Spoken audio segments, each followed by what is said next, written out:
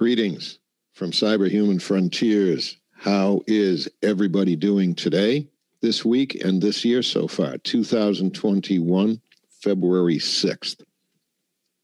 Okay, a lot to stay on top of. I am going to get our little disclaimer right out of the way right now, and that would be this. The points of view and purpose of this video is not to incite fear, violence, or harass or bully in any way, but to rather share opinions and thoughts with other like-minded individuals curious about the subjects to encourage conversation and awareness. The opinions expressed on this stream belong solely to the persons espousing them and are not an expression of the channel Cyberhuman Frontiers, and this video and our channel do not claim to give medical, legal, political, or financial advice. The video and our channel in general may contain certain copyrighted works that were not specifically authorized to be used by the copyright holder, but in good faith are protected under federal law and the Fair Use Doctrine for one or more of the reasons noted in Copyright Act of 1976 listed here. Thanks, everybody, for bearing with me on that. TMC, how are you tonight? Off the mute button to work. I'm doing good. Good. All right. Well, I think what I'm actually going to do is I'm going to hit us with a little video right away. Okay. And if you've checked out the title of what we got going here, we have certain automated, artificially intelligence fueled cyber interfaces, which we're seeing popping out at us all over the place. In the current implemented embodiment of it, we're seeing Alexa on your coffee table. We're seeing Siri in your phone. We're seeing Cortana popping out of your computer. And these are becoming ever more powerful. So where might it go? This is where I'm going to put this video up right away and see what you think of this. So let me just get the old zoomy thing here working and click the right buttons. And here it is. And I'm going to try to, in fact, I think I'll probably mute the sound. I'm going to sort of explain this thing as you see it. Okay. Here we have a head with brain waves going through it. These are referred to as electroencephalogram waves, brain waves. And we have various ones, alpha, beta, delta, theta, all different frequencies depending on our state of consciousness. And they go from one location to another. They allow intra-brain communication and thought processing, memory access, and of course, naturally, they connect to the outside body. So this is just, brain 101 that everybody knows about. We understand all that. So watch what happens. Check it out. Ooh, it's a helmet. And you can guess that this helmet is going to be picking up signals, going to be picking up brain waves, and they are going over to a computer with software that is designed to interpret those waves. And various different profiles of waves are being picked up from various of those sensors on that device. And it should be noted that there are some, there are some characteristic patterns of brain waves that most of us have. But when you get right down to it, they are unique. These brain waves are going to not only be a unique representation of the individual, but a unique representation of the specific thoughts and physiological and mental state going on at that time. So here it is. The brain waves got picked up and they just went into a computer. There happens to be a little display device there, and there is some recording equipment that is picking up and logging those brainwave patterns. And if by any chance an outside observer or a laboratory assistant were to be aware of what environmental stimuli that person was exposed to, they would now begin to be able to make a kind of a one-to-one correspondence between the environmental state that the person finds themselves in with what their brainwaves, their specific brainwaves look like when they're in that environmental stimulus, whatever it might be. Could be anything: visual, music, conversation, people, anything. So it goes from there to here. It's in the computer. Okay, this is cool, isn't it? Yeah. Ooh. Decode cortical signature from EEG. Invert into a waveform for stimulation. Or convert. TMC, I almost might think that they would have wanted to say convert into a waveform for stimulation, but no. It's already in wave. It's already in waveform. Invert. It's I know what they semantics, because what you're doing is you're taking analog waves, and the screen on the right there, it's blurry, but what those are ones and zeros. Yeah. And when you think about how digital data is moved from one point to another, it's binary. It's 1 and 0. Yeah, but it's then put into a waveform. It's put into electrical signals that are then either transmitted over wire or through the air, right? Wireless signals, and or it's converted into optic signals, which then transmitted as specific modulation schemes of pulses of light. But it's critical here to look at this and understand that what's happening is there's an extraction of brain waves, many different measurements that are then put through a computer, and then they're digitized and converted into ones and zeros. Exactly, a digitizing, and then after it's in the digital world, software operates on it, works with it, does something with it, and then I believe that the goal with this is there's going to be some sort of an output after it is converted into the digital world and processed with the software, and now it's going to come out, and with other software, it's going to be turned into another waveform again. Let's play more. Once it's in a digital form, it can be manipulated like any other type of data, like any other thing that we understand that moves across the internet or moves from one application to another on your computer. It's digital, and it's done in the form of ones and zeros, converting whatever it is into a binary format and then putting it in a certain sequence, a certain pattern that then allows it to move from one place to another. And when it gets to its destination, it's able to be decoded and understood as what it was intended to be when it was converted in the first place. Ones and zeros. Yeah. That's great. Yep. All right. Let's watch more of this. Okay. So there you see the ones and zeros. Now we have, what's going to be on the next part of the diagram? Wow. Transcranial electric stimulation. So now we have, I'm not quite sure where it happens, where it moves from the digital world back into the analog world of waveforms, but I have a pretty good guess that happens in this box. Yeah.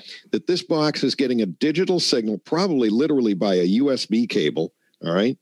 And it's getting that output, and now it has been built in such a way that it's going to produce analog waveforms. Notice those other two wires up at the top there. Very cool. Very cool. But is it? Is it cool? How cool is it? Ooh, look, another head. And now we have some sort of a transducing device, which is going to turn that, their electrical signals in this, going to turn them most likely into either electromagnetic waves or into, what's the other term? Haptic. I think you mentioned haptic waves one time, which would be actual vibrations. But in this case, it looks like EM, electromagnetics, into another person's cranium. Yeah, so there's a number of ways that can be done. Electrical stimulation. The module that we looked at before it moved to the individual with the circle around his head, right, was TES. Transcranial electric stimulation. So what this is physically depicting is that band that's going around that guy's head and the one going over top. Imagine electrodes that are evenly spaced around the circumference, around the circle of that band on the inside, and then going over the top, EEG or or electrodes, going over the top. Those can be fired at whatever pattern sequence necessary. So it doesn't have to fire sequentially in a circle, like they all fire 1, 2, 3, 4, 5, 6, 7, 8, 9, 10. It can fire 1 and then 5 and then 8 and then 3 and then 10 and then 9 and then 7 and then back to 1. And it can do it in a specific, unique sequence that then takes those ones and zeros we were talking about earlier, and it pushes that information back in the waveforms that you see on the left there. It's converting it back into similar type waveforms as that energy is going through the skin and the scalp and ultimately energizing the cortical tissue just underneath the scalp and the cerebral spinal fluid and the conductive fluid that envelops the brain. It's literally like a liquid cushion that's a conductive cushion in between the skull and the actual brain itself. But it's permeable to electromagnetic waves, right? It's highly conductive. It has the ions in it to allow for electrical conductivity to occur. It has the potassium and the calcium and the sodium and all of the rest of them. They're either positively charged or negatively charged. Chlorine, chloride is another one. And they all have different unique properties. And when specific waveform energy is pushed into the brain or into the fluid that's surrounding the brain, the CSF fluid, then it induces an electrical current that then the brain understands and interprets as electrical signaling. Mm-hmm. And so it's able to do that by strategically applying electric currents to the brain at any given spot around the scalp and around the top of the head, right? Right. These things are steered, targeted, directed, and in a sequence that is going to be what the brain would naturally be receptive to for picking up what the brain might think that it was its own EEG, right? It might not know the difference. It might think it was coming from within itself, even though it's being induced from an extracranial band. Yeah, it would look like a pseudo-random firing. If you were to see like a light up on the outside every time each one of the electrodes on this thing was fired, it would appear like a pseudo-random firing. But I say pseudo because it's not random. So we could actually show folks, the devices and the patents that, it's beyond prototyping. I mean, it's they've actually got it working. Yeah. It's pretty amazing stuff. What you could do with it, I mean, on the bright side, what you could do is you could literally do a Vulcan mind meld with somebody without having to touch your fingers in the shape of a V like Spock onto somebody's head. And your ultimate results here is to have two individuals connected, coupled by this interface device. And guess what you can do? Wow. Transplant mental state from donor to recipient. Whoa, man. I'm going to say hi to everybody out there. Good to see you, Dynamex. I know it's late for you. Glad you stayed awake. Zenith time. Everybody out there, good to see you all. This is going to be a very interesting and mind-bending show tonight. Yeah. Look at that. Look at those waves just going there. The patents that are associated with this particular group who's doing this work. I'll pull this down. This is almost at the end of the... Yeah, I'll pull that down. Okay. It's all yours for now. Oh, okay. I was going to just explain briefly while that was running that these patents discuss transferring skills, cognitive skills or physical skills, by recording an expert's brainwaves and then overlaying the expert's brainwaves onto a novice's brain while undergoing training. And what this does is rapidly speed up proficiency. Well, you could do that, but you could also use it for the purpose of people, I mean, almost in a personal or an intimate, private, social setting, to just share each other's thoughts directly, almost telepathically. It doesn't have to be for training, right? It could be for fun.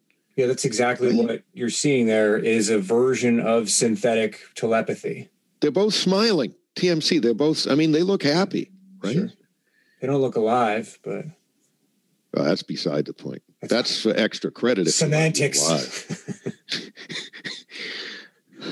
God.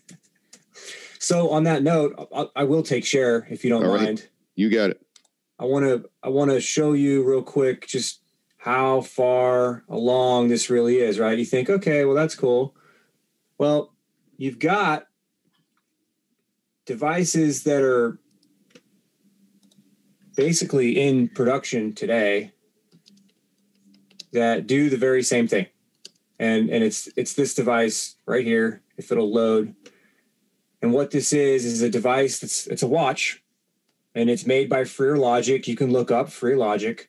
And this guy has patents that NASA uses, worked for NASA, I believe. Now is working in the Silicon Valley, amongst other places, and is putting his brainwave sensing technology into the headrests of cars and security checkpoints. And he's also developed this thing called a body wave watch, body wave wristband. And what this thing does is more or less exactly what we just saw, but it's done without the need to put some cute little helmet on your head. You put something like an Apple Watch or a Fitbit on your wrist that is designed to communicate with wireless fidelity, Bluetooth, Wi-Fi, cell signal. Yeah, that's coupled to either your phone or your Wi-Fi or whatever port, or to the cell tower, right? That, or I guess directly. Well, wait a minute. Will those things connect directly to a cell tower?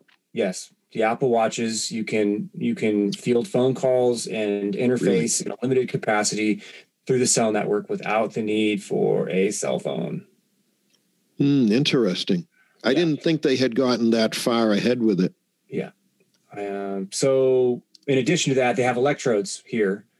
So with the use of the electrodes and the antennas, you can undergo thought exchange, thought transfer, including emotion and visualizations and everything, using something as sleek and as sexy as an Apple Watch. And for giggles, right? Here's an Apple Watch, and this watch has. You know what Dynamax just typed out in the chat? He said the actual designers of Sirius Satellite XM Radio, Martin Rothblatt, was intent on developing this technology for the purpose of uploading directly to the brain. Interesting. And he was probably thinking of that some time ago. Just wanted to throw that in. Didn't want to interrupt. Go on. No, you're fine. So the Apple Watch has everything it needs has all the hardware components to exchange mental states with somebody else or with another device. It's up to you to decide how far along this technology we are. How much do you believe is possible today at this point, when we have things like this device being able to, it says right here, the receiver device can then use digital signal processing to re-encode the digitized information as a neural message that is then injected into a person's peripheral nervous system. At the wrist. So it's being injected into the nervous system at the wrist. For example, methods of magnetically, right, transcranial magnetic stimulation of the visual areas in the occipital cortex, indirectly modulating neural activity through rapidly changing magnetic fields. That's that coil antenna. Or electrically with an array of sensors on or under the skin, or haptically stimulating the nerves that induce neural activity that can then interpret signals as hello. So that's vibrational, right? Haptically is vibrationally. It's not a watch vibrating on your wrist. Vibrational could mean the induction of ultrasound, the induction of mechanical waves into your nerves, and that can be done with electromagnetic waves that transpose into ultrasound as they pass through tissue medium, or it can be done with light. Ultrasound being high frequency acoustic waves. Right. Basically, it's the induction of acoustic waves that are above what is classified as human hearing. Anything above 20,000 hertz, 20 kilohertz is considered ultrasound. Right. Exactly. So they can induce haptic, they can induce mechanical vibrations with electromagnetic waves right? Radio waves, millimeter waves. And the thing of it is, to incorporate comments in the chat is also the communications to this wrist-worn device would be in the form of ones and zeros, digital, but in the device there would be a conversion process whereby it turns those into actual more analog style waveforms that would then be picked up by the nerves in the wrist, which basically are a direct pipeline to the brain. It's converting ones and zeros into directed energy modulation that, when inserted into the body, the nervous system and the brain understands as neurological, biological signals. So it's a conversion of ones and zeros into an energy form that is then modulated into the nervous system and the brain, that then understands, the nervous system and the brain understands that as neurologic code. Right. You know what that's a lot like? That is a lot like, okay, let's go back into the past. We used to have records and a record player, and there was literally an analog pickup of the squiggles, microscopic squiggles on the record. But now when we listen to music, if it's a CD or something, what's happening is there's really just a very fast string of ones and zeros that our ears are interpreting, because those ones and zeros actually form what our ear considers to be a waveform. So we hear it as sound, but what's actually on that CD is just a bunch of ones and zeros. So that's an example of the ear reinterpreting something. Oh, now what you've pictured just there was what looked like was a broadcast into the wrist. Yeah, this it has a target area. It's a light field camera. This is how the PPG sensor works on a watch. It injects light in a known way, and it looks at the absorption and reflection and refraction properties based on what is received back with the photoreceptors. So you've got this is a pretty basic one. You can see you have two light emitting nodes here, and it's not just a solid light here. We see it as a solid light, but these things can be many, many, many different independent light emitting devices that, because they're bright, they just kind of blend together. But yep. they literally can be their own little independent lasers, many of them on this little cell here, this little piece. And then the two dark ones here, for all intents and purposes, we could say that those are basically cameras that are designed to pick up particular wavelengths. So the green light, they use green light or they use red light. They both work. But what happens is when it's put into the skin like this, it's able to image and understand what's going on underneath the skin inside the dermis. So it can image and pick up all these different things. Light will bounce off of all of this stuff. It's looking for the bounce back. And whoa, look at that diagram. Look at all that stuff. I think we see sweat glands. Yeah, they measure it all and they map it all. And this becomes a biometric signature. So they will know it's you wearing that watch, because it's mapped everything underneath where that watch lays on your wrist. Yep. So right in that picture, we see, don't move it yet, we see I can spot a sweat gland, a follicle, capillaries, and I'm trying to figure out which ones are the nerves. I can't pick up which ones look like nerves in that diagram, but I definitely spotted the squiggly thing. This kind of looks like a nerve to me. Maybe that's a nerve. Because it's next to a hair follicle. Or is it a capillary to provide blood to the hair follicle? Yeah. These things stay away from talking about nerves. Like this one, the picture I'm going to show you next. This is they actually show this in the patent. This is a patent picture in this Apple light field camera patent. This is a diagram of somebody's veins.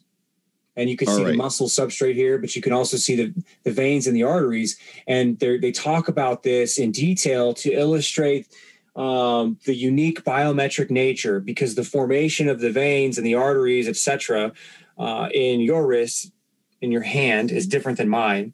And so the same is true for nerves. They'll be able to see all this stuff. They can image the body and break it down layer by layer by layer by layer, just by understanding and reconstructing the way that the light bounces back and or absorbs in the various tissues. And they basically just reverse create. How do I say this? There's a term for it, but what they do is Well, it's not really reverse engineering, but what happens is they inject the light in and then it bounces back and it absorbs, right? Well, when they're taking the measurements, they're getting the absorption light back. So they take what they know they injected, and then they take what they get back, and then they work it in reverse order to get to their original transmission characteristics. So what are we saying? Through a reverse construction, a reverse translation of the way that the light bounced off of the skin or off of the various anatomy underneath the skin, they're able to reconstruct an actual image from it. Basically, yeah, it's kind of like sonar. You're looking for some sort of bounce back. You've sent out a known signal, and you're looking at what comes back, and you know how it would come back if it was modified by structure 1 versus structure 2, or cell type 1 or cell type 2 or 3 right. or 4. Okay. And so there's a term called photoacoustics that with something like this, you could pulse light at a particular location in a vein or in a nerve, and you can elicit a mechanical reaction. I see a lot of people wearing these things. Do people know what they've got strapped onto their wrist at this point? Not at all. They wouldn't have any idea that something like that, an Apple Watch or a Fitbit, possesses all of the hardware necessary for big tech to literally get into their brain. We should pause on this diagram. Look at that. Look at that. Very, very interesting. This was 2018 when it was publicly, I think it was 2018, pretty sure, around there. Yeah, now if we put dates on that, we look at 2018 published, 2016, they were probably working on it, or before, prototypes, very large, clunky ones. Filed priority in 2016. There we go, 016. You tell me. Yep. And this is like the most recent patent in this patent family. This is the guy that had the body wave thing that they were putting on the arms of people to understand ADD, ADHD, and all of that. A body wave, a body monitoring device of brainwaves. So this guy is Freer. This guy Freer. Yeah. We've talked about him before. Freer Logic, I think, is his company. Is it That's not? Right. Yeah, it's Freer Logic. And right. So here's no contact body and head based monitoring, dual EEG, no contact monitor.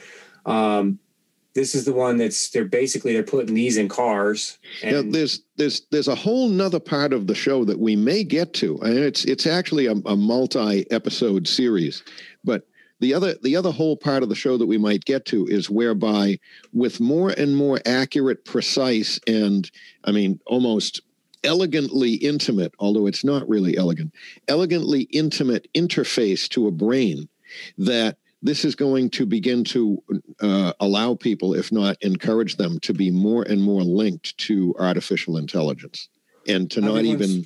Yeah, they're all getting into it, man. I mean, Elon Musk is starting to talk a lot more about his Neuralink again. There's stuff that came out in the last couple of days where they're talking about chipping people commercially by the end of the year if everything goes well. You have a company by the name of Kernel, Kernel, who's doing the same exact thing, just different approach. There are companies that are in the software end of this kind of stuff. Control Labs, that was purchased by Facebook, and HRL Laboratories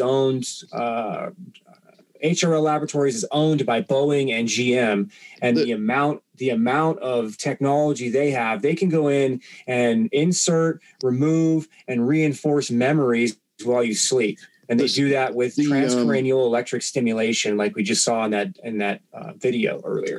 The software side is so important. Yes, material science needs to develop and get to a point where you can power it, you can wear it, and you don't have to have too many wires connected to it. It's got to be convenient, comfortable, easily deployed to the masses. But then, once material science has gotten to the point and material science interfacing is up to snuff, then it's all software. That's very important. So that's where the software. Yeah, software is the future. Software as a service makes anything. Once the hardware is in place, if we can keep in mind anything as a service. During our 2 hours tonight, if we can keep in mind that we might consider this being like part one, and we get to about 10 or a little after, about an hour in, maybe we could switch more to the Siri, Cortana, Alexa chatbot side of things and see where this is going to go, and maybe successfully tie the two of them together into a big picture for everyone. Well, I mean, we could kind of go there now, if you want. And let me go back to this browser. I think this was the one that had. All right. Well, if you want to do that, let me just try to frame the discussion from that standpoint a little bit. And I'm taking this off what I wrote for the show description, but imagine, if you will, a world in which Cortana, Siri, Alexa, and others will evolve in their accuracy and precision and become ever so much more natural companions to us. Every day, your friend that's always with you. Where does this lead? Well, what's really going to happen is people are going to get to like that. If you can even wrap your head around the idea that there are many, and who knows, could even get to like having that little companion voice in their head. Really, it's crazy, but think of it. It's like you've always got your little friend with you, and you can just, telepathically ask it a question and it'll give you an answer. It might be the answer that it wants to give you, so it could influence and manipulate you too. But I'm not going to go all conspiracy theory on it, but that's quite possible. So would we like that? Would we grow to need it? Is it something that we should resist or reject? But why would we? Because it's so convenient. And think of the reduction in labor and human staffing for all sorts of things, such as, my goodness, if you can internalize telepathically a whole lot of the information flow, think of how things like customer support or fleet management for a group of people, or email, expense tracking, medical screening, psychological counseling right in your own head. You could have your own, let's say that, you're a person who's just, you got some maladjustments with the world around you, but your little friend is always there to help you, to talk with you, and so much more. So this would eliminate the need for a whole lot of people to contact out in the physical, tangible world. And it would bring it on board inside. In one's own mind. And so when we look at these technologies and we look at how they can do what they do, and that first diagram, that first illustration that we showed where we had the telepathic mind link established between two people, well, you don't necessarily have to have the second other person. It could have been that person number one. I could actually put it up again for a second. In fact, I will do it. That person number one was just interfacing with the brain. And by way of doing that, their brain was interfacing with the computer, And by way of doing that, the computer, with the benefit of further and better and more precise artificial intelligence, is able to completely supplant or displace the need for there to be another human, i.e., you could have a computerized medical expert, a computerized psychological expert, a computerized boss, perhaps, that, your actual management for whatever actual tasks you're doing out in the world could all be done by way of artificial intelligence. So let me try and get this thing back up, because what if it just stopped right at this point right here? Hang on just a second. Bear with me. I click as fast as I can. Okay, so here we are. So we go to this point, and we go to this point, and we go to this point, and we go to this point, and then where we stop is we don't go to that other interface device. What we do basically is we take the equivalent of this device, which is to input information in, and imagine that what's happening is that it's all happening between the computer and this individual right here. And it's on board. You're here. You're seeing images. Your visual cortex is stimulated. Pick any sense you want. Taste, tactile sense, olfactory sense are all being stimulated and interfaced with a computer, as well as, if you want to communicate with it, you literally just think what you would normally type on a keyboard, and it picks it right up. So that's kind of where we're going. So the first iteration of this that we've all become very used to are things like Cortana, Siri, and Alexa. I know people who really like talking to Alexa. It's like, I mean, they just love it. They say, Alexa, find out this, do that, turn the light on, play this song. They love it. Just imagine if it was all on board in your own brain. Anyway, that's my rant on that. And we could go further.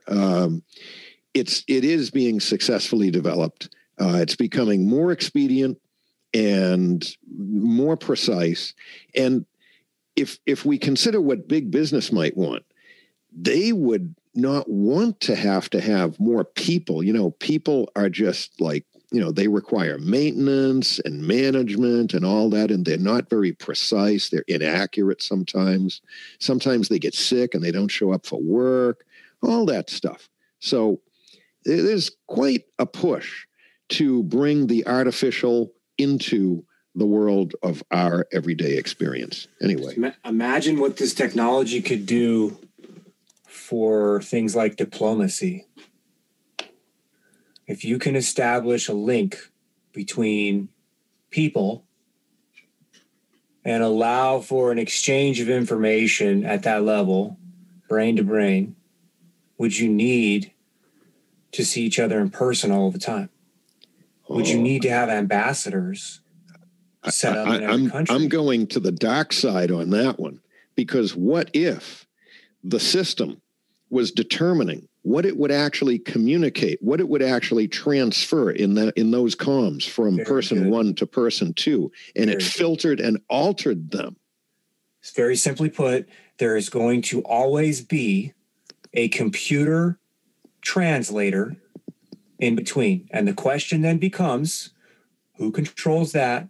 And can they be trusted to offer an unbiased, open, neutral platform to allow the organic, original, intended exchange, whatever it may be, to occur without interference?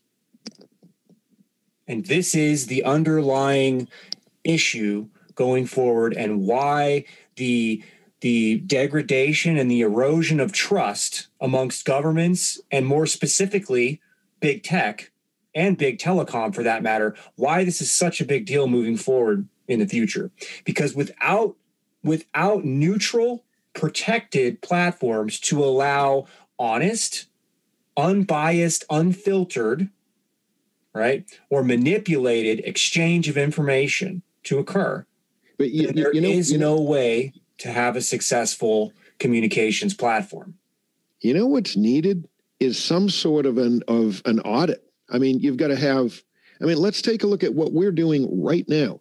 I am assuming that what I am saying is being transmitted to you accurately, and that the words that I just said are the ones that you heard. And, you know, the technology that we're using isn't powerful enough, and it hasn't been outfitted with the ability to intercept, monitor, modify, change, and then spit it back out to the other guy on the other end, right? And the same is true with the people in the chat right now. The assumption is that what they typed is what I read, but because we're not quite there yet. But when we have greater and ever so much more powerful artificial intelligence involving itself and integrating itself into our experiences, the likelihood of there being intercept, modification, and rebroadcast in a different form than what came in becomes more and more possible, more and more likely. As we move forward, this is the power that will be handed over to those that manage the cloud and those that manage the physical architecture, because at any point, the ones and zeros can be shuffled in between where they're extracted from and then where they're ultimately delivered. And if they're shuffled in the right way, then the entire communication experience could be very, very different. Very different. So we're ready to move? I think we move forward. I think we move forward. I'm also keeping an eye on what people are saying out there too, because that's important. But go on. So, virtual assistants. We can start here to then begin to try to understand what a virtual assistant may look like in 10 years. Oh, we've got a clip of a virtual psychological counselor somewhere too. Yeah, that was in the HRL laboratory, virtual reality. I'll dig that up. I'll look for that while you're doing this. That was I think it was towards the end. Maybe it was the 2/3 mark in that video. It was at about 2/3. Yeah, we're tracking. All right, I'll get going. So Alexa, Cortana, Google Assistants, discuss voice activated, right? Contextual artificial intelligence. So it's really what this is: voice activated artificial intelligence, contextual based artificial intelligence that interacts with you using speech, using sound. Basic. The other stuff would be things that pop up on retail websites where, hey, this is customer service rep Corey, can I answer any questions you may have? And it's just a pop-up. Chances are that's a bot, right, on a website. So those are the basic currently deployed methods, some of the basic methods. Go ahead. Now, we're seeing these when we visit websites now. And what we're seeing right now is bots that rely on a whole encyclopedia of scripts. All right. They're not really as artificially intelligent as they're working to make them become. What they're working toward is having much more of a truly interactive, artificially intelligence-fueled bot that really interprets the words that you're saying or whatever other sentiments you're conveying. So they're making them better. Yeah, and that's what I'm going to highlight. I'm not going to dig into them like with a great deal of detail, but we'll highlight exactly what that means. Overview. Yeah. Yeah. So this is basic. And it's basic AI. Conversational artificial intelligence is pretty much everywhere at this point. It's on your phone, it's in your computer, it's on your video game console. It's on retail sites, it's through social media, it's everything, right? It's here. Conversational and text-based, visual. So audio and visual. And that's most of how we learn, right? We learn by seeing, we learn by hearing, and we learn by doing. So 2 of those 3 are accounted for with AI deployed, just some AI that's deployed already in use for commercial purposes. So we move to a chatbot of a specific type of a person, creating a conversational chatbot of a specific type of a person. And Disclose TV threw this patent out, and it was sent to me through a channel that I communicate with regularly. They thought I would find it interesting, and I did. And it's basically Microsoft being able to scrape all of your data from the digital space, typically social media, emails, contacts, phone calls, pictures, videos, whatever is put into a digital form is scraped up, right? Here's an example. Aspects could be social data, images, voice data, social media posts, electronic messages, written letters, etc., about a specific person. And then that data may be used to create or modify a digital version of that person, their personality, which is then used to interact with others. So this is the idea, if you've heard before, of uploading your consciousness to the cloud. You're really not. What it's really doing is forming a composite rendering of you, of like a plastic outer shell of you that's got AI in the middle or in the center that's able to understand what the interaction experience is like with the person that they're communicating with, and then communicating with them as if they were you, or as if they were in this patent, they talk about Abraham Lincoln. ABRA. Let's see if I can find Abraham Lincoln right here. So it says here, information may include, we just read this, but I'll be brief. Voice data, social media posts, written letters, user profile information, behavioral data. We'll get there in a minute. Behavioral data, transactional data, right? What you buy, what you rent, what you reserve, all of those things, geolocation data, and all other forms of data, things in the digital space, right? Social media posts, something like a celebrity celebrity personality, what they do, what they televise, etc., voice and image data, recordings of interviews, performances, etc., movies, television shows, electronic news and articles about a celebrity, for example, to create a synthetic version of them. Think about how this would be marketed. Somebody in a position of prominence, be it an actor, actress, athlete, politician, head of a company, whatever, they could create a digital version of themselves and then sell the use of the digital version of themselves. Right. As an interactive experience for other people. And in this example here, it says social data for historical figures such as Abraham Lincoln, going as far back as that, right?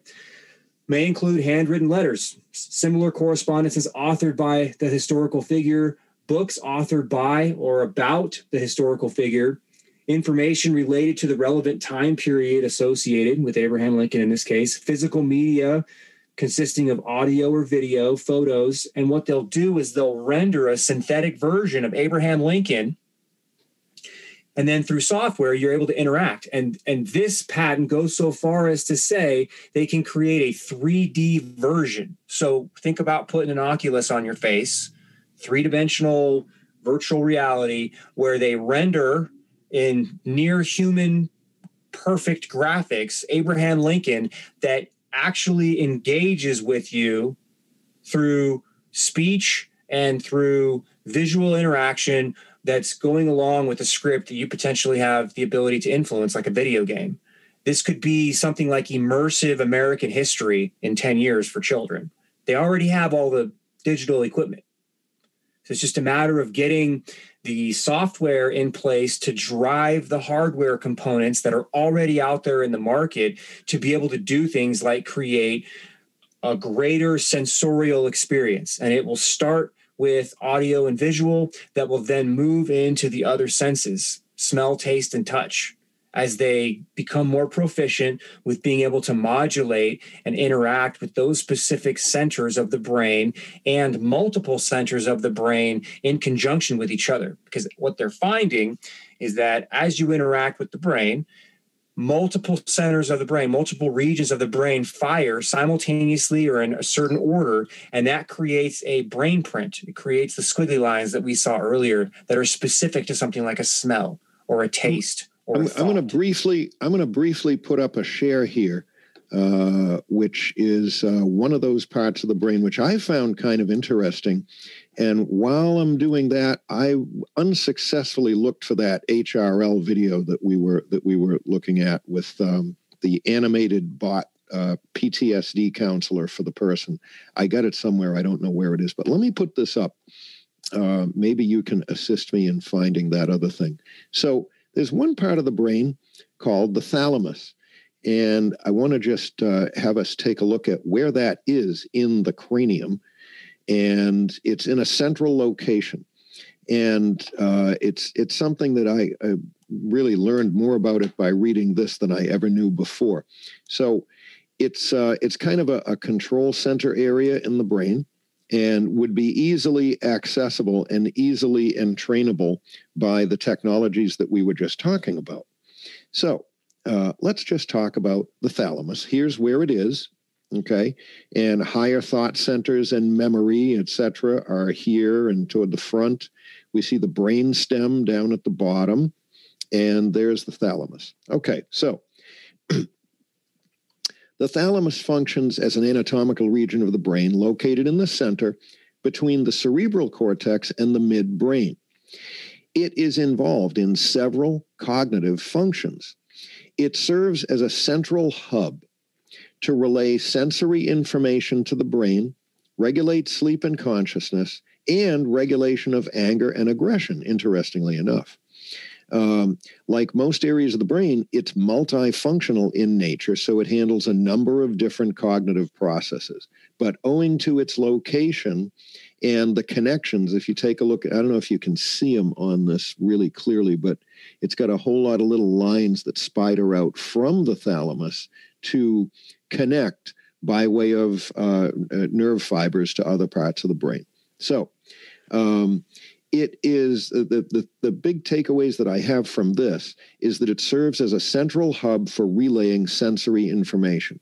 So if a device were able to gain communicative access to this part of the brain, then it would have a kind of, since the thalamus is more of an administrative channeling, directing turnstile for other areas of the brain, then it would potentially allow the successful entrainment of sleep regulation, consciousness, and would be a direct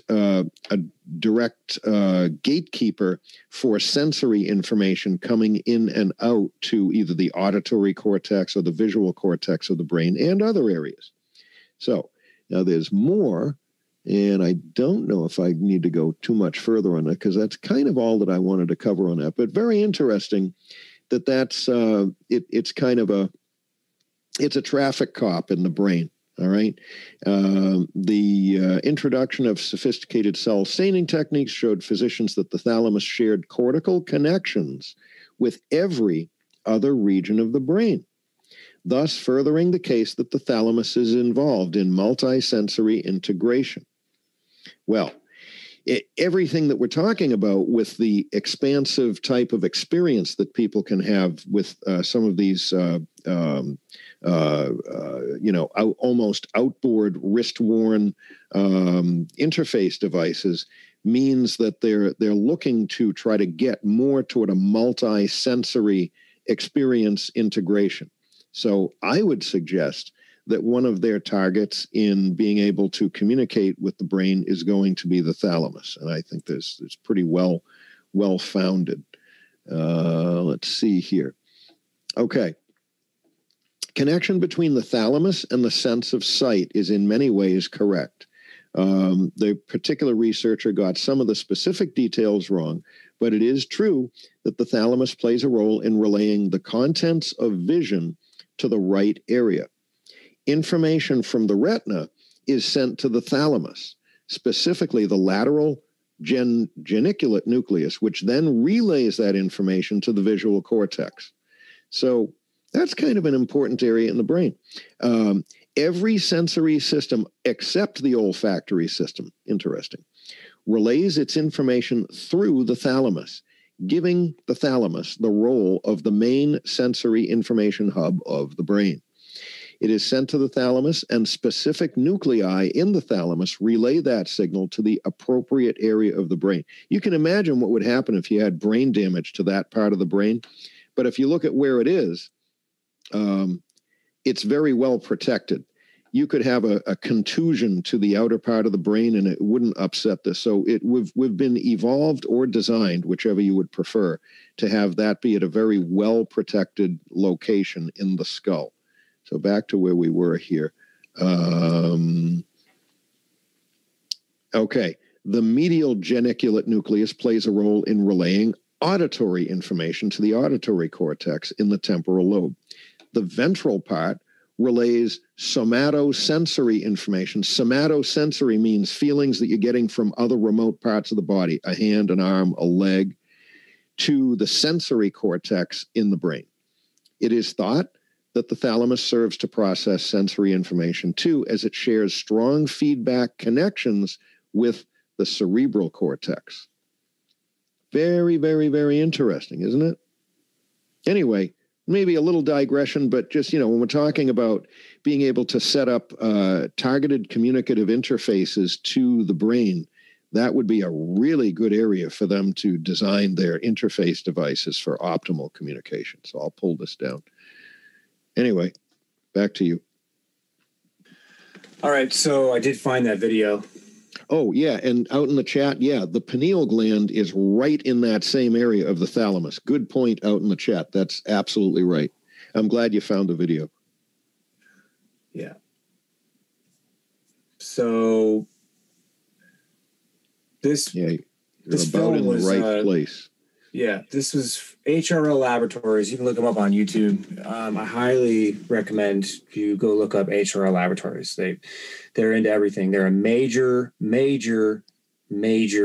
government research private entity. 60% of their work is government related. They don't produce things. They produce intellectual property and scientific papers, research papers, white papers. That's what they do. They have their own fabrication, which means they likely do produce things, but they don't produce them for the public. They would produce them at small scale for specific targeted applications. And the majority of their work is done with, like I said, intellectual property, and then partnering with other corporations, other businesses to bring things to market. And what this video is on exposure therapy for PTSD as a means to promote extinction of emotional response to trauma. So to reduce the emotional response when exposed to trauma or when recalling a previous exposure to trauma. If I could interject, what the tie to this is in the context and the theme of our discussion here is exactly how they can build a virtual person. And, basically have a virtual counselor and what they've got so that the person with the PTSD is experiencing something which would rival or even surpass the capability of an actual real flesh and blood psychological counselor. That's kind of what we're going to show. And they really do show it kind of nicely here. It kind of fascinates me how far along they've gone. And the other piece, I guess, as it relates to context here is this is where chatbots, this chatbot type technology is going to go. So we're going to see a counselor interacting with somebody in a medical setting, but you can allow yourself to contemplate how this is going to look in something like a video game for children or something like online learning for any age group at this point, right, or for interactions at work. Where let's revisit that idea of the current level of implementation of chatbots is, okay, I'll go to an automotive repair website and it's got a little chat window up there and I'll type in, I want to fix my Toyota. Okay. And then that's interpreted and it goes and it looks through a lookup table of all of the scripts that it has. And the ones that say, okay, fix a Toyota, it spits something back to me and it says, okay, what's wrong with your Toyota? But it's all canned. The point is that we're migrating from canned scripts to actual interactive, artificially intelligence-fueled communications back and forth. And it's getting better. And this is also a reason. Anyway, I think everybody gets that. Yeah, this is also a reason to go look at HRL laboratories because the contracts they have are with people or organizations like DARPA and IARPA, and the programs that they're dealing with are to, in fact, emulate human cognition, the way the human brain works, but putting it into a computer system, onto what they call like a neuromorphic chip, for example. There are many ways to do it, but to create algorithms that function and process and think and interpret information, sensory information, data, whatever, the way that a human brain would. And so to your point, Indy, about how we're moving from a linear, scripted, if-then kind of a interaction with the computer to a more dynamic, fluid interaction, as if we were working or dealing with another person. Actual person, exactly. Right.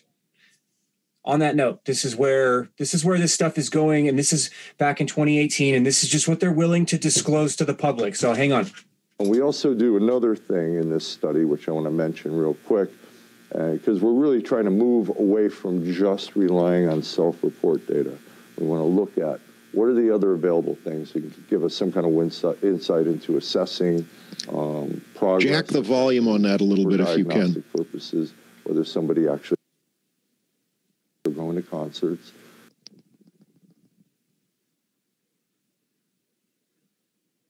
No, it's up all the way, Indy. He's quiet. Do you want me to send it to you real quick? No. It'd be the same for me. All right, everybody will just have to listen closely, but it's working. Just a little quiet. Bear with us, guys. Okay. Progress or assessing for diagnostic purposes whether somebody actually has PTSD or other types of wounds of war that significantly impair their everyday functioning. So one application we developed was to create a virtual human clinical interviewer, but not just create a virtual human and ask you questions, but a character that can update their response based on your facial expression, body gesture, vocal prosody. And I'll just show an example of that here. We can quantify these behaviors over time. So we have an automatic behavior analysis system here, and you'll see it here. Could you pause that for a second? So on the right is the interviewer. Okay, so I just want to pose the question for everybody to have in the back of their minds, that what is it that makes the experience of speaking with a chatbot more real? What makes it more real is if it can send input or pick up more input from more of our feedback, whether, facial expressions, intonation of words, the specific words chosen to convey the meaning that we wanted to, the words we chose, and other physiological data that can be picked up by the device. Did we sweat more? Did we break out did our temperature go up, respiration rate go up? So all this is data that gets fed in, and what it does is it helps to inform the AI to be more perfectly matched in its response or its reply when we're interacting with it. And so they're picking up on more information. So he's going to get into a little bit of that. You'll see him illustrate a few things. Go on. Yeah. It's all about converting physical and physiological measurements into interpretations of emotional state and interpretations of intent and understanding context of the individual being observed. So the guy on the left here, you got facial recognition, probably some likely some sensors that are going to deal with the galvanic skin response on his skin, which measures basically sweat. It measures the hydration and the conductivity. So if you sweat, then you have more conductivity on your skin. It's indicative of an elevated emotional state. Heart rate sensor, breathing sensor, and then the big push is what they can do with facial recognition, because everybody's in front of a camera, everybody's around a camera most of the time, and they can take pictures of you through a video, right? It's multiple frames per second. They can compare those pictures in real time and then understand the blood flow in your face, understand it in between your eyebrows, underneath your cheeks. They can understand your pulse. They can understand all kinds of things simply by looking at the red, blue, green, and or infrared in certain combinations, frame by frame by frame, to understand how you're responding to stimulus. Precisely. So to be clear, before we move on the left, we're seeing the actual physical flesh and blood subject. On the right, we are seeing an avatar. We're seeing a visual AI bot. And what in future iterations of this technology, what I think you're probably going to find happen is that visual AI bot is also going to give expressions back, which will be interpreted by the flesh and blood subject on the left. So the AI bot is going to be able to put an expression of compassion or understanding or a nod, you know what I mean? An affirmative nod, an affirmation, an acceptance, a validation back to the subject to make this an ever so much more precisely matched lock and key fit for the experience that the person on the left is having. Go on. Here we go. I'm Ellie. Thanks for coming in today. I was created to talk to people in a safe and secure environment. I'm not a therapist, but I'm here to learn about people and would love to learn about you. I'll ask a few questions to get us started. And please feel free to tell me anything. Your answers are totally confidential. Are you okay with this? Yes. So, how are you doing today? So for the first 7 minutes, you do rapport building. I'm doing well. Just get used to talking to the character. But then after that, she slips into open-ended projective questions like When was the last time you felt really happy? Pause for a second, TMC. See all the data that's being logged and collected? There's all those waveforms, all that stuff in green is all of that other information that's being collected by the system, and it's being fed into that visual interface device to give it different output as it is appropriate for the response. I wonder what our soldier boys are going to be going through, right? When they look for the domestic extremists that have sworn an oath to the Constitution? What are they going to use on them? Do you think it's just going to be paper and pen and just a little counseling session with your XO? Maybe. Yep. Maybe. Just saying. This stuff has been like down here at the bottom. You can see it when the play bar goes away. This stuff is funded by DARPA. I mean, and again, this is from HRL Labs, which HRL Labs funded by Boeing and GM own that. And big money there. But keep in mind that many of the other companies, I mean, just, let's not be naive here. Let's just know that organizations, big data organizations like Google or Apple, are privy to what's going on. And at any point in time that they can extract elements of this cutting edge research that's been done here to implement in their consumer level devices or the consumer level experience that people using Google or Google devices will have, they're going to do it. They're going to piggyback off this frontier work and use it. And it's showing up in our world now. What does the theft of intellectual property look like? Oh, what does access to special access programs look like? They'll make deals. You know what they're going to do. Yeah. So, open-ended questions. Are we ready to move forward? Do you want to continue with this or go on? Yeah, I think we're ready to move forward. If monitoring comments out in the chat as well, and if anything pops up, I'll let you know. All right. I guess we'll go a little more with this. Yep. When was the last time? It's a voice print on the lower left. Yep. I don't know. Yeah, I'm not someone who's really like, I don't have any real highs. I feel like I'm a level person. It's just happy. I guess to answer your question, probably a couple months ago. All right, I got to pause here because there's some stuff over here that I'm starting to see. So you have a voice print analysis that's ongoing. You have a log here that's basically creating a register of the various things that were associated with his body language and mannerisms. You have a vertical gaze meter. You have a horizontal gaze meter. It looks like you have left eye and right eye observation of some type. Leaning forward, leaning backwards, smile meter. Looks like speaking fract, which is an abbreviation for something. So, whether or not it's either fragmented or elevated or jolted speech. And you have body activity, you have gaze, attention. All of these things are being measured and evaluated with algorithms that are going to be much more accurate when refined over a long period of time. When you compare that to just a regular human clinical physician, would a clinical physician be able to engage and process all of this information while having a steady conversation? And you could argue, yes, there are some that can.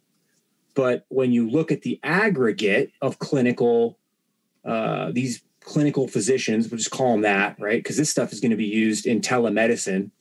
This is where telemedicine is going, where you dial in and have a video chat with your doctor. Well, all of this is going to be, put into your psych profile because you're communicating with a medical professional because one of your children perhaps has the sniffles and you're a first-time parent and you don't know what to do.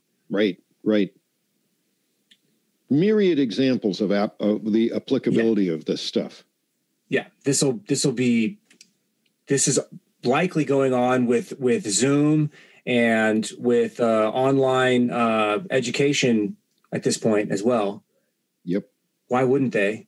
And it's sad to say that, but why wouldn't they? Especially when you push something like a Zoom app that's owned by China and we're just going to have our companies, all the businesses that need to continue to move forward. You're going to log in with Skype Business or with some Google Hangouts or with Facebook's IM stuff or with Zoom. And this is what's possible, folks. And to your point with the comment that I just typed out in the chat, on the other side of why wouldn't they, think of people. Now, why wouldn't people want to have such a well-matched experience with, some sort of a virtual avatar that's got all of these capabilities for being able to match up with you? Why would people ever resist that? It's going to be so accurate, so comfortable. It's like it's almost seductively irresistible in a way. Think of other applications. What if someone wants to buy an experience that they would normally have with another person? I won't get into what type of experiences they might be, but the sky is the limit.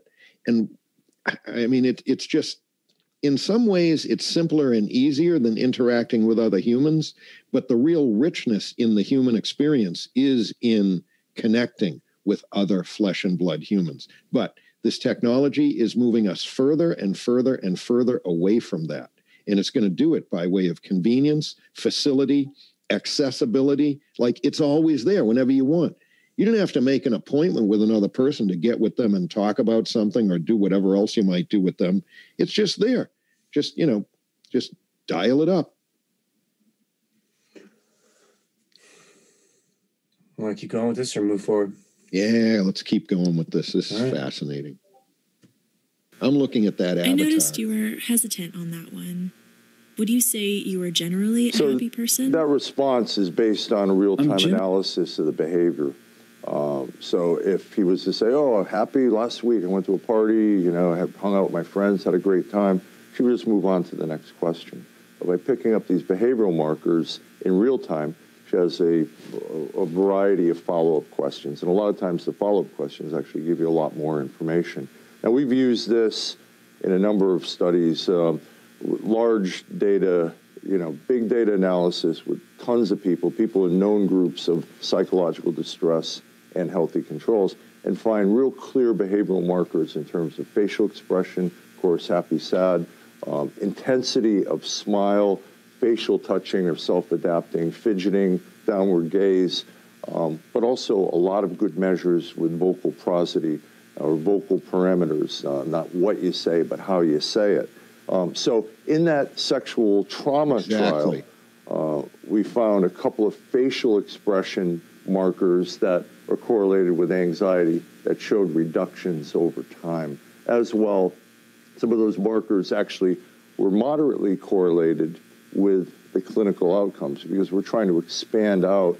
We don't want it to be unity. We don't want it to be full-on correlations, because then just use the clinical interview. But this is measuring something in the ballpark, but as well, maybe something a little different. And the same thing with a vocal tenseness measure that we've isolated. And this data is still being picked apart. I'm sure there's going to be other measures that we'll have, but basically. So TMC, pause for a second. As you said, one of the big areas of concentration is all of these other facial expression markers. And the way it works is the system is going to be looking for any of these particular markers, whether it be the eyebrow raise or the chin, chin wrinkle of the wrinkle, whatever it might be. And that's going to then alter the response that comes back out of the system to the subject.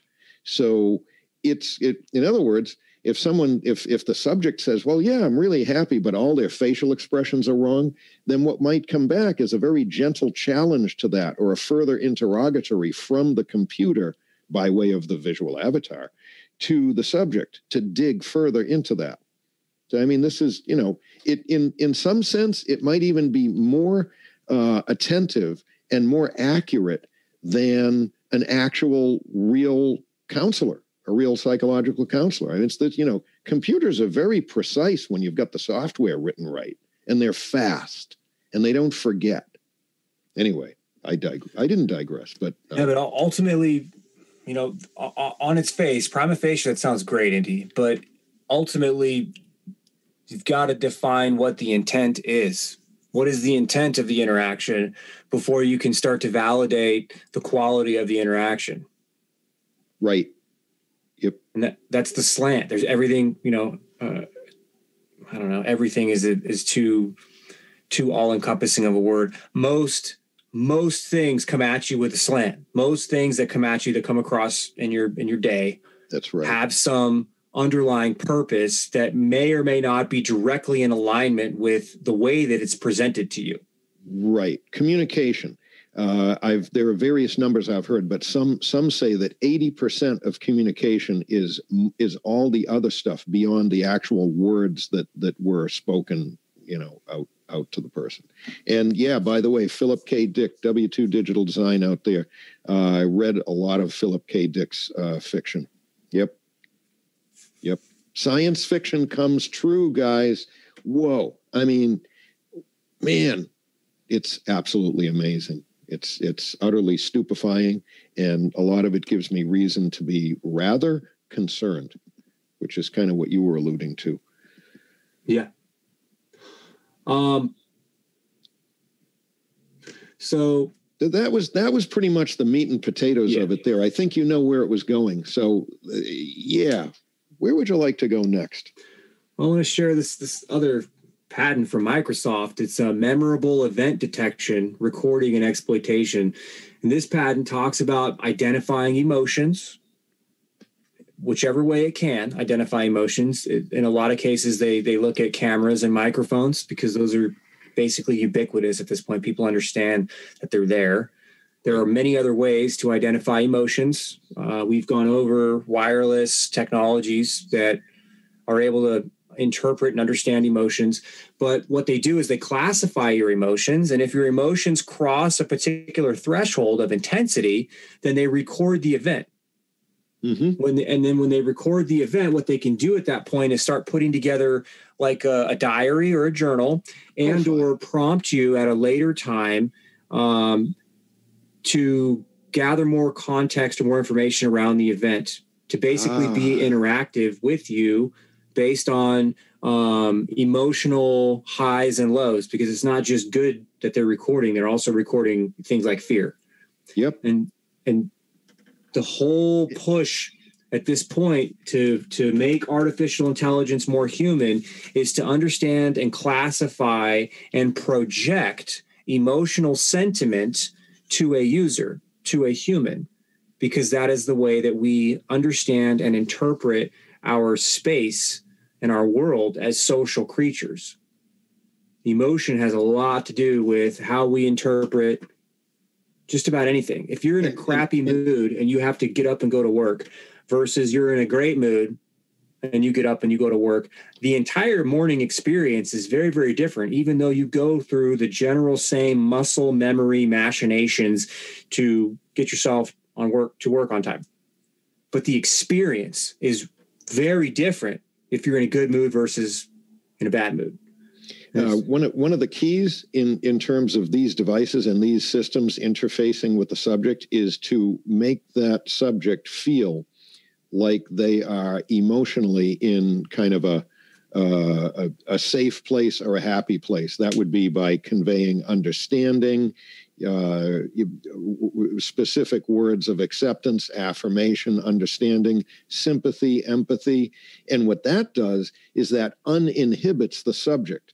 So if there was something that the system wanted to learn about the subject, and if it tried to put a tickler out previously and it got no response, or if it even read the physiologics of the subject so that it would predict that the subject is going to be closed, it'll come back and revisit that at another time, and it'll pick a time when it has established that emotional uninhibitedness on the part of the subject, and then send that tickler out again.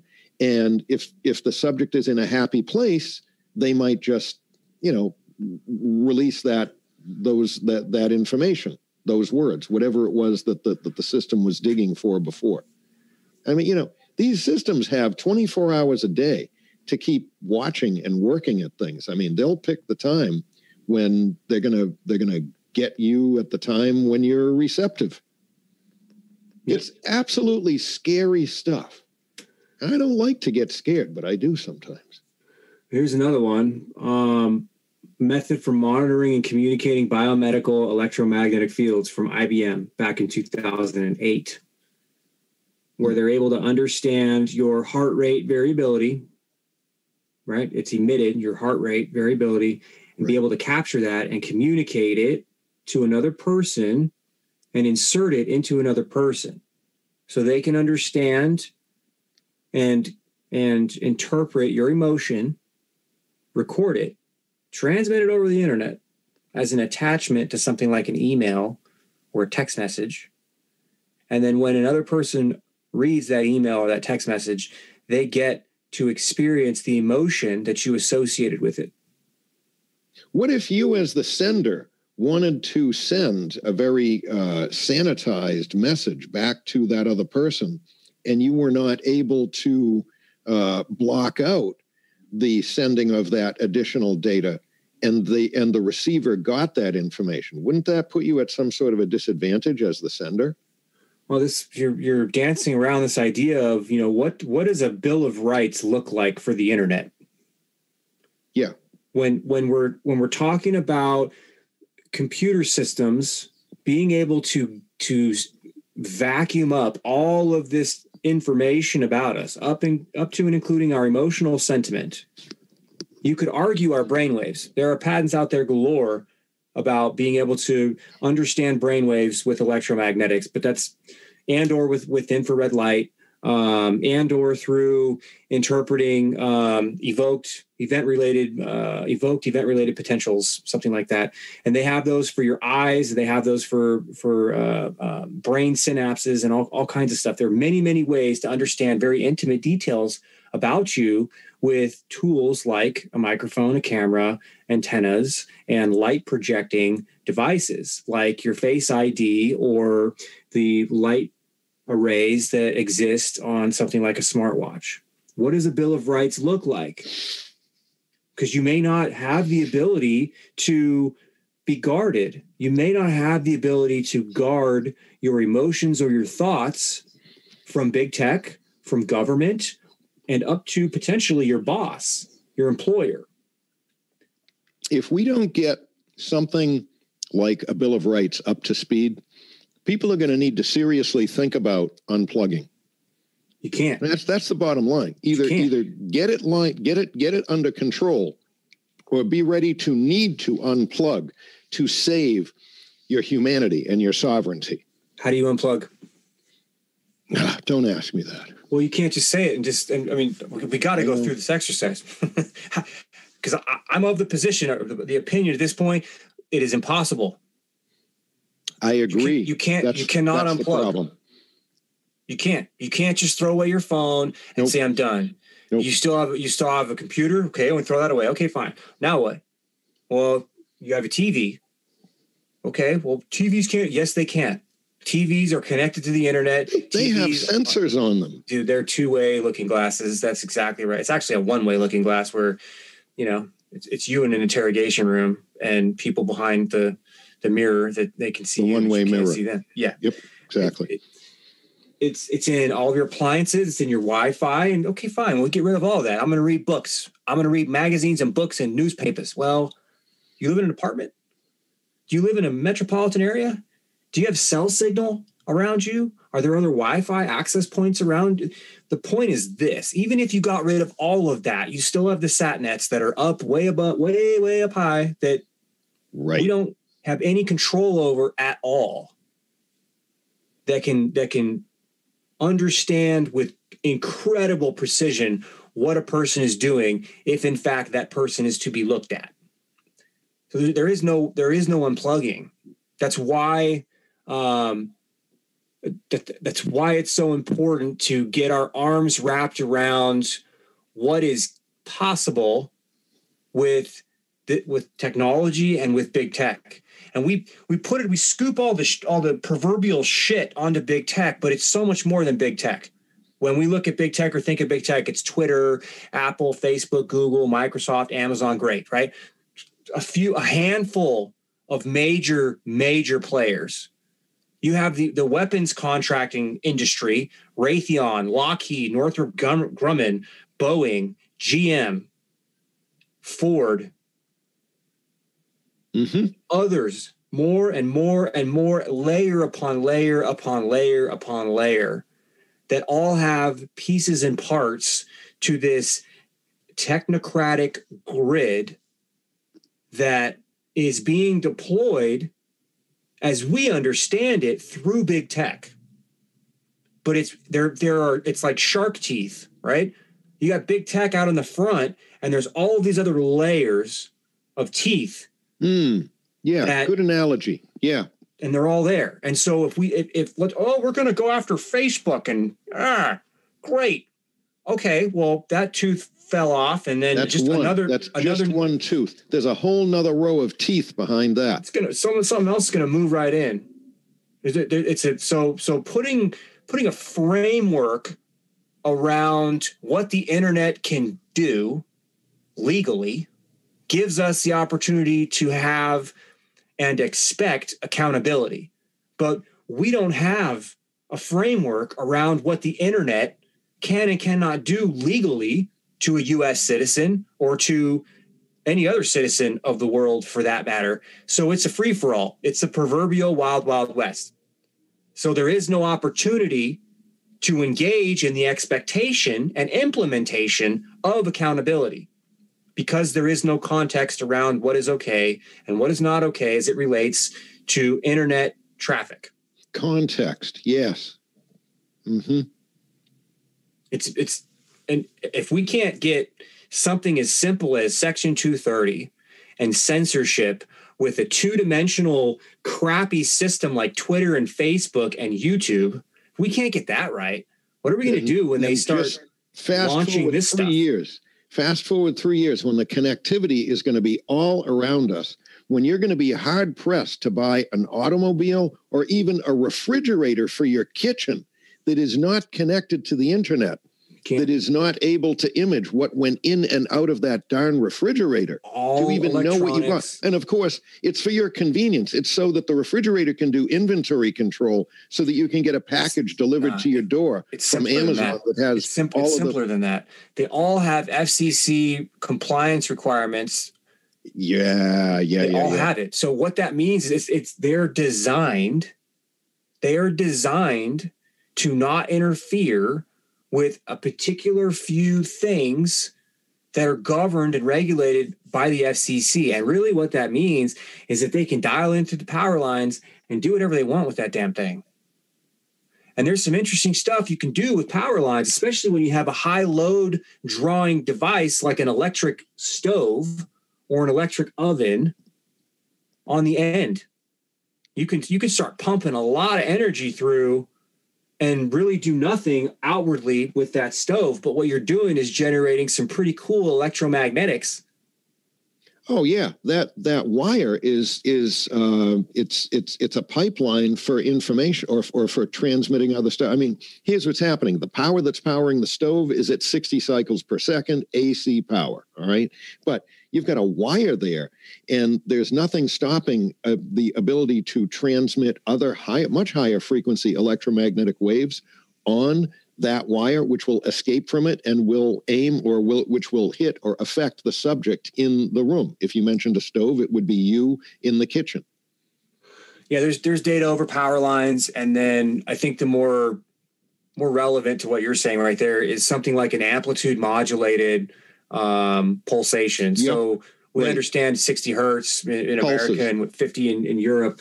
Amplitude modulation would just be to increase and decrease the current that's going through the wire at a specific rate, so that as it's cycling at 60 hertz, you're able to create an amplitude modulated waveform that can be emitted into the environment that may or may not impact someone's neurology. Pulse and bursts. You can imagine what that would look like if you had wires in all four walls and you had wires in the ceiling going to a light or a series of lights in the ceiling. What kind of a wiring mesh grid would exist in a room that would then be able to be amplitude modulated potentially at the specific wire level to create what they call like a quadrupole or a multipole electric field that is the perfect environment to do things like ion cyclotron resonance, which deals with being able to control ion flow across a membrane. And oh, by the way, that's how your brain works. Your brain works with ions. And living spaces are wired this way. You don't see it because it's behind the walls, it's behind the sheetrock, but living spaces are wired this way. There are wires going to the ceiling and through the walls and sometimes and often through the floors. They're all around us. We're surrounded by them now. The only thing stopping there from being some sort of interaction going on between us and them is they just haven't quite gotten there yet with the technology, and they hasn't implemented, they're not using it, but it's already what's a smart there. Meter for? So that's a start. Smart meters are a start. Yeah. We'll try to show you an image just to give you an idea of kind of what we're talking about. I just typed in. This stuff, we're kind of, tech guys, and this stuff blows my mind. To the uninitiated, this has got to seem like it's like crazy science fiction, but, it's really there. And that's why we show you these patents. We show you the diagrams, the animations. We sometimes play you the videos of people who kind of leak out what their long-term plan is, what their intentions are, whether it be in this field of electromagnetics and that kind of interaction, surveillance, and entrainment of us and our consciousness, or whether it be what we've covered in some of our other shows about more things on the genetic side. And eventually we'll get back into that, but we're going to be on this for a while. So here's interesting. That's not really exactly what I'm looking for. Magnetic field around a wire. This is going to be about as basic as it can get. Yep. So when current electrons are running through a wire, it naturally emits a magnetic field. And they say that humans are impervious to magnetic fields. They pass right through us and blah, blah, blah. No, they affect us. They do interact with us. So it's simple. It's as simple as this. Rather than moving electrons through the wire, if you put a magnetic field around the wire or through the wire, it would also move electrons. And that's what happens inside people. If the magnetic field is changed, it's pulsed, it's what they call it is time varying magnetic field. That's what happens with electromagnetic waves. Right. A time varying magnetic field, when it's modulated and pulsed in the right ways at very low levels, begin to move electrical charges through your body. And there are lots and lots of places in your body that use electricity to do things like communicate. Your brain, your nervous system, your heart. Wait a minute. Back up. Hold the phone. What really happens when chemical changes, when chemical reactions happen, is electrons are moving from one atom or molecule to another. That's what's actually making the chemical actions take place. And so now if you look at this wire that you've got up here, you've got what might be a wire that has got a very low frequency of AC going through it to power your stove or whatever it is that it's running. But if you consider now that you can send a burst, a pulse on this wire, it's not going to affect the appliance that's being powered by most of the electricity, but that pulse will be able to radiate out, and it can be designed and propagated in such a way that it is a specific pulse of a specific frequency that will be tuned to that kind of alteration of the electron flow in a physiological organism such as a human, and change something. More on that as time goes on, but they've had this stuff. They've had some type of a mastery of utilizing electric grids for a while. And then we're starting to see it manifest now with the smart city IoT networks that they're putting up. Everything's converting so that the power grid can talk with the internet for energy efficiency purposes. Yes. So they're running... Why not? They've got to run that power grid around there anyway to power all of the devices and appliances and lighting and everything else. It's already there. Why not just start riding some more, riding other information on that existing infrastructure of wire that's already there? That's right. That's what I'm talking about with these, trains of pulses designed at specific frequencies won't really affect the appliances that are being powered, but they can target us physiologically. Show you show you a couple things with what they can do with power lines. This is an apparatus to affect brainwave entrainment over premises power line wiring. Oh my gosh. Yeah. Can you believe it? It's a very low frequency using an XOR type of a circuit modulation of a very high frequency carrier wave over power line premises, right? AC wiring, a microcontroller with stored program memory space is used to store and produce the waveforms that lead to brainwave entrainment by controlling an H-bridge. Anybody like your smart meter? Capable of generating a bipolar square wave, which outputs capacitive coupling to a premises AC power line. You said it right there. So think of this information device, the smart meter on the side of a house. Now that thing is or can be connected to the internet, and it can have onboard processing power whereby it can gate or channel or set up so that groups of pulses can be sent over those power lines into the residential living space. What do you got there? Well, anyway, what they talk about in this patent is being able to create an artificial circadian rhythm in the house where they can change the circadian rhythm by overriding the Earth's magnetic field and modulating at slow waves, modulating the AC power lines to create an artificial circadian event. So if it's daytime, they can create a electromagnetic environment that mirrors or matches nighttime circadian rhythm and actually change your body's response, physiology, change your brainwaves with it. So can I ask everybody out in the chat, and you don't even need to answer, because I just want to have us just internally ask the question, why are they working on stuff like this would be useful if you're dealing with bunkers or something in a mountain, or potentially working in space or working underground or mining. You have deep mining operations where you're down there for a week because it takes too damn long to leave and come back every day. You would want something like this to regulate human activity. Otherwise people go out off into Never Land. Yeah. But that's sure. Those are positive, constructive applications. I'm not. That sounds it's great. Not all it's for, though. I just feel like just climbing down into a mine right now so that I can have them, entrain my circadian rhythms, and I can be happy as a canary. The keel. Yeah. So this is digital modulation, basically jacking into your power lines and taking the raw AC power feed and running it through a circuit pack that's going to digitally modulate that energy in such a way that it tricks your brain and your body into thinking it's night when it's day or day when it's night. And I mean, it's a very simple diagram. The beauty of it is that really it's just an enhancement to the existing power grid by way of things like smart meters and some sort of a master control system to instruct those smart meters to do whatever it is that they want them to do. And you'll never see it because your light's going to stay on. Okay. Your electric toothbrush is still going to work. Yep. Okay. They'll just submodulate. They'll modulate it. Still going to wash the clothes. Yeah.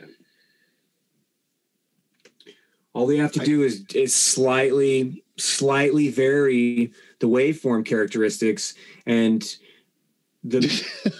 do androids dream of electric sheep? Oh man, yeah, a Penfield mood generator. I'm going to look that up. I don't know what that is. I'm going to look that up in the background. So here's another one: sensing user input using the body as an antenna, and this talks about. Home power lines have been shown to be a relatively good transmitting antenna that creates a particularly noisy environment. Human input systems leverage the body as a receiving antenna and electromagnetic noise modulation for gesture interaction.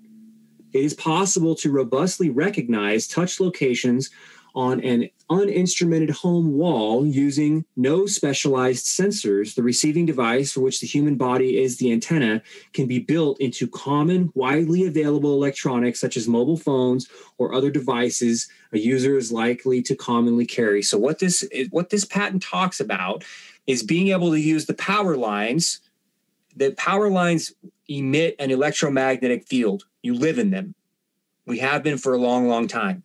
And what they can do with this is when they tie it into something with a brain, a proverbial computer brain, like a cell phone, they're able to use the electromagnetic field that a power line emits, and they can understand how your body changes the electromagnetic characteristics of that emitted power field, of the emitted electromagnetic field coming off of the power lines. And they can track your movements. They can see when you're waving. They can see as you drag your hand along a wall. They can see as you get up and you move. So when you think about surveillance technologies, how long has this been possible? I'm willing to bet it's been before a cell phone. If they wanted to dial into your house, you know, how hard would that really be? To understand where you are generally and what you were doing generally just by looking at the electromagnetic variations that occur as you move in and out of these emitted fields that are basically little balloons, little oval balloons around the wiring in your walls. Yep. So anyway, I don't know how we got off on power lines. If well-financed organizations, research labs, and well-funded military interests are spending time, energy, and money on this stuff, that is very, very noteworthy, extremely noteworthy. And you know, we can't get scared about this. We can't. What knowledge is power. That takes away fear and it empowers us. So that's why we do what we do. When you get a chance, go to TMC's website and browse what he's got there too. It keeps expanding. It's just a great repository of all. Yeah, I'm gonna try to focus some more time on this. And next few weeks, things are gonna level out one way or another for me. So this is half of what I really look like in real life, by the way. That's half. The other half is the fleshy side. I don't look like the fleshy side. I look like the other side. But this is the homepage. We want to get a general sense of where this is all going. Give us a little bit of a quick tour if you're ready to, or if you'd like to. Sure. Basically, these 4 videos are a great summation of what is plausible or possible. Complete virtual environment without implant or without an outward implant. All right. How did we navigate to that? I'm watching. How did we Human Internet. This is the homepage, humaninternet.org. Okay. Cool. And this guy, Peter Diamandis, is well known in the elite circles, if you will. He has the X Prize. He founded the X Prize, and Anna Avatar was a winner of the X Prize. But this guy in this talk goes on and talks about the transformation of humanity and this idea that the internet and mobile connectivity and entrepreneurship, et cetera, is all here now. And they're going to have, upwards of 5 billion users on the internet here very, very soon. And what he literally comes out and says, it's 5 billion brains that are going to be connected to the internet. He says that. Obviously, he says it in a slightly different context, but he knows. Especially when he funds something like Anna Avatar, to be able to do things like have a direct sensory exchange with a human and a robot so that you can navigate the moon, or so that you can perform telerobotic surgeries. It's a beautiful video. You should watch it. And these two are talking to the military, the American military, about psychoneurobiological or neurobiology and war, and then neurotechnology and national defense. And these guys literally get into some of the available tools that exist for interacting with the human mind at distance. Not with cute little electrodes, not with an implanted surgery where you get wires put in your head. At distance. That's at distance like 5 to 50 feet, probably. Could be. Mm-hmm. Definitely 5 feet. Definitely in the space of a room or a hall. There's a whole wireless section that I'm going to continue to work on, but it goes through. There's remote brain communication, remote control, Google Radar, which is really, if you want to start understanding where the electromagnetics are going, look at Google's radar patents. All of the physical mechanics are there in their radar patents that allow for remote interaction with people. And it's all under the guise of creating gesture recognition, gesture sensing, and virtual reality interactions. But when you start understanding how to modulate electromagnetic fields and how you can send more than one electromagnetic beam out in a space and have it all converge at one particular location in a space, you can see how they can concentrate and purify an electromagnetic signal in such a way to do exactly what they want it to do. Right. Synchronize it at the point, at the focal point where they all converge. They're in perfect sync so that they're additive, and each one of the initial radiators is well within FCC radiating power safety limits. But when they reach the target, they have well exceeded that to create some sort of effect on the target location, which could be a very small spot in a person's body. Yeah, and the easiest way to sort of understand that would be this notion of wireless power. You can look up companies like Energis and Exoami, I think Exoami is a Japanese version. But what they're doing is they're taking wireless energy and they're concentrating the wireless energy onto mobile devices or onto devices that are mobile. They don't necessarily have to be a phone, and they can remotely power them up to like 30 feet away. So they can transmit concentrated electromagnetic energy at distance in a room, anywhere in a room, and charge a device. And that requires a very, very specific understanding of how electromagnetics work, how they function in the environment, and then build software to compensate for all of that, because the devices are mobile, they're obviously going to move around. So we are now looking at bringing devices into the home, into the place of business, into our lives that are specifically designed to emit and send concentrated electromagnetic energy out into our environments. Now, just because they're mobile and they move around, that doesn't mean that they aren't going to be able to, under software control, be able to come up with a focal point target, because these devices know where they are. Yeah, the patents talk about that. There's specific patents in the Energis, ENERGOUS, and those patents that specifically, that's all the patent is. It's an algorithm to understand a biological versus a non-biological, and to map out charging zones and no charging zones, and to be able to identify as a biological moves through an area that has a concentrated through the field energy envelope, that it will stop that energy envelope in order to reduce or mitigate harm to a human or to an animal. They actually have so what I see when I read that is, okay, they know that what they're doing is going to be harmful, and so now they're patenting technology so that their product can go to market. Who regulates that? How can you tell if that's been hacked, cracked, or completely foregone? Or they don't even enforce it. Does Google or Facebook or Twitter, who has access to your home network, do they have control over your wireless charging router? What are they doing with it? What is China doing with our telecommunications infrastructure? It's all going to be connected to the internet. There's some we are literally years away from serious invasion issues. Mm-hmm. Whether they're good or bad, they are issues, and they're very, very serious.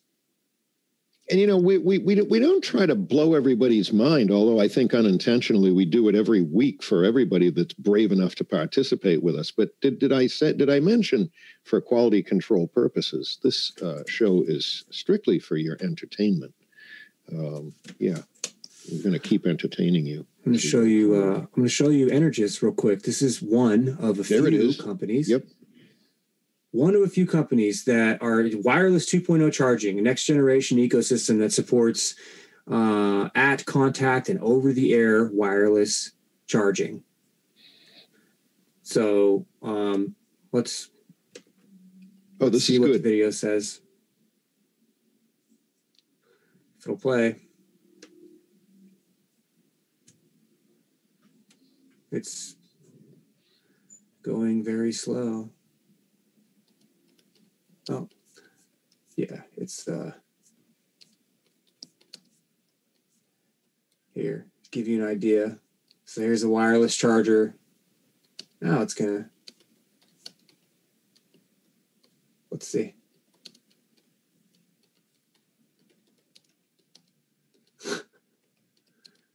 Unbelievable.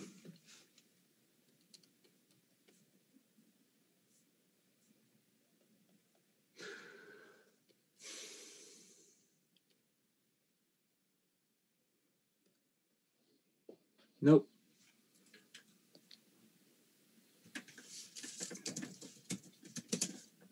Maybe. Yeah. It's kind of ironic, really. So while you're working on that, oh, there you go. We live in a connected world with more reliance. Yeah, we have to let it buffer. I don't know why. I've plenty of speed, plenty of signal right now. On electronic devices than ever before. From our home to our workplace to our car, these devices are always with us. With everything being wireless, why do we horrible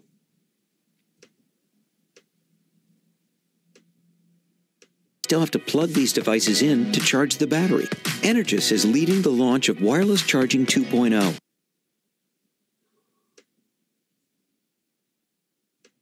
Which supports charging devices over the air, as well as fast charging at contact. Imagine all of your electronic devices, smartphones and smartwatches, fitness trackers, earbuds, game control. See them all placing randomly, one on the couch, one on the console. Yep. He's got wireless headphones on his head. Imagine that thing being charged while it's on your child's head. Bluetooth headsets, hearing aids, and more. All charged wirelessly through the air without... Unbelievable. Cords. With WattUp, you can fast charge your smartphone by placing it on top of a charging surface without all the finicky placement issues that come with older wireless charging technologies. The WattUp technology is small enough to fit into... You get the idea. I'm sick of just buffering. So the other one is Exami, and I've got to find that real quick. It's in my Twitter feed somewhere. Well, you know what? And we might consider concluding our discussion tonight right about here. I think everybody's got a real good idea where we're going. And I don't know, buffering, speed, connectivity, whatever. We'll be able to show you this stuff. But we've just about reached a point that we have started to lay a pretty good foundation for everything that we're talking about and how expansive the tentacles of this technology are. And you might be well served to either independently or with us continue investigating some of this, and we've got to formulate some sort of a plan to protect ourselves going forward. We really do. And that's just something maybe we can all just meditate on that a little bit or think about it or collaborate in discussion as you wish. We're both very approachable, and we certainly invite the contributions from the whole brain trust of all of us to start putting something together. We need to. We have to. We've got to. You know it. TMC, why don't you take us out for the day? Unless there's anything else you want to add. We got a couple minutes, but I leave that up to you. No, I know we kind of went all around. We didn't get to that other thing, which I had the sneaking suspicion we wouldn't get into it, but further into the realm of chatbots, There's going to be more in this whole area of investigation coming up, and we'll talk about it over the course of the week as we lead up to the next show. Yeah, the real takeaway, I think, from the chatbot piece is it's already here. It's only going to get more advanced, and the more advanced it gets, the more seamless it's going to be. It's going to be completely integrated into every aspect of what we do. I did find what I'm looking for, Indy. I got to show it, man. This is the other wireless interface. And I just got to see this. So this is a little box that is going to shoot wireless energy out. Wireless charging system works over several meters. Just watch this thing. Yep. You see that? It's a good visual representation. It's pulsing energy out across the room. And what those are coherent microwaves or coherent millimeter waves that are designed to resonate with the coils in the back of a phone, for example, or the antennas. Sure. They can do it with antennas, not just coils. And so this thing is emitting powerful electromagnetic fields. By the time they get to their intended destination, they are concentrated, powerful, focused. It's basically a laser beam, but it's a maser. You can look up the term maser. Lasers with light. Microwave laser. You got it. That's exactly what it is. And that's more or less what this thing is, but a mild form of it. That's really all it is. So more on that, I guess, as time goes on. We'll see where we go next week. But the other takeaway with chatbots is really this idea of emotion. And what does emotion do? That's the part that we didn't really focus on too much. But that's where, human behavioral changes and really, kind of modifying what people set as priorities in their day-to-day life and, what they look forward to and what they want. That's where we start to get into that. Yeah. And the more advanced it gets, the more effectively it's going to be able to interact with you and manipulate your emotions. And it's beyond just buy this product. It's going to be, it is already, in my view, a form of social conditioning and social engineering. And this again goes back to what's okay and what's not okay as it relates to what they're doing with the internet. Because when they can start artificially inducing emotion and associating those experiences with a virtual chatbot, how do you understand or delineate between what's real and what's not real? And as an adult, it's going to be easy to go, oh, no, that's not real. What about a kid? Right. Is a child who like, have you seen children watch TV these days? Have you seen them watch movies? They watch them over and over and over and over again, and they're totally into it. I mean, there is an attachment there. Yep. And so to that point, when we start looking at the effectiveness of this kind of technology, where you have AI interacting as human-like as it can, up to and including being able to induce and or steer your own induced emotions, there's a line there that needs to, at least at this point, it needs to be acknowledged. Mm-hmm. You can argue one way or another. Should it be crossed? Is it legal to cross it? And what are the subsets of the legalities around crossing that line? It is an invasion. They're invading your psyche. We're starting with elucidating that line and what it is, and that's where it starts. But we have to clarify it and really see what it is and where it is, and then we go to whether to be crossed or whether to move the line or whatever else. We have to understand that there is a line. I wanted to take you back to one thing that you just said, which is you said it's more than just buy this product. Dude, you know what? They'll give you the product. They just want you to be, certain levels of this, certain inexpensive implementations of some of this technology, they'll just give it to you. Think of that. Yeah. They'll just give it to you. Just pay your monthly subscription to be connected. If it's as simple as... Just keep sucking up the stuff that we keep sending you that you become addicted to. They'll give you the thing. If it's as simple as modulating the antennas and the lights on your screen and your speakers for 5 or 10 minutes, how cheap is that? How cheap is that? It's today? Just a matter of software instructions. That's all it is. Mm-hmm. Yep. And all of those things can interact with your brain. You can look at binaural beats, you can look at light flicker rates, and you can look at electromagnetics. And if you look at them long enough, you will find that all of those things can indeed interact with you, with your biology. Yep. All right. Thanks, everybody. TMC, take us out, and you all have good night. Good week. We'll see you in a couple of days. All righty.